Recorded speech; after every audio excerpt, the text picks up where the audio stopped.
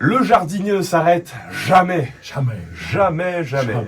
Bonjour Roland Motz. Bonjour Xavier, comment ça va? Ça va très bien, mais vous me dites qu'il faut bosser aujourd'hui. Oui, mais comme d'habitude, dans le jardin. Alors, Oui. c'est pas du travail, je vous l'ai déjà expliqué près d'une centaine de fois. Ce n'est pas un travail, Oui. c'est un plaisir. Donc, c'est comment voulez-vous qu'on travaille si on travaille pas? C'est vrai, mais il y a des choses qu'un jardinier aime moins quand même, non?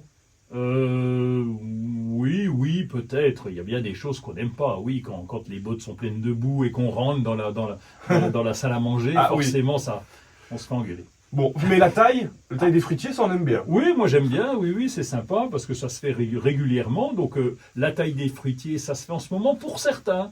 En ce moment, C'est on va vrai. tailler plutôt les pommiers poiriers qui sont ce qu'on appelle des arbres à pépins parce que le fruit a un petit pépin, contrairement aux arbres à noyaux comme le cerisier, Oui. le prunier. Pas le trop dur prunier. à comprendre, ça va. Bon, ah ben non, mais Non mais même moi j'ai compris, c'est pour dire. Hein. vous m'avez habitué à tout répéter plusieurs fois. Non mais Vous là, avez du mal. là j'ai compris, donc on taille les fruitiers à pépins. Voilà. Oui, c'est ça. Et les arbres à noyaux, c'est plutôt à l'automne, on va dire, plutôt après la récolte et pendant l'automne. Et donc ceux-là, les arbres à pépins, on va les tailler en ce moment, mais en dehors des périodes de gel. Il faut éviter de tailler quand il fait trop froid, parce Ah oui. que c'est vrai que c'est plus dur à couper le bois, c'est dangereux pour vous aussi, c'est pas agréable, Ouais. donc on évite de tailler en forte période de gel. Et comment on taille? Alors, il y a plusieurs manières, il y a plusieurs techniques de taille. Je ne peux pas toutes vous les dire puisque nous n'avons pas 2 heures devant nous, si j'ai bien Ah, il y en compris. a autant que ça?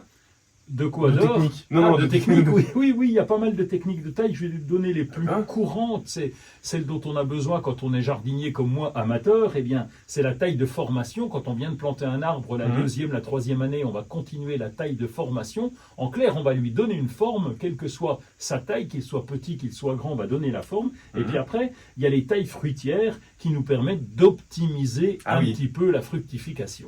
Donc on fait quoi? Là j'ai mon petit sécateur. Est-ce qu'on prend un sécateur? J'ai dit, on prend Oui, ça, on prend un ça va bien sécateur une main ou un sécateur 2 mains. Veillez à la qualité de ce sécateur parce que c'est important aussi. Si ça ne Ouais. pète pas, c'est quand même dommage.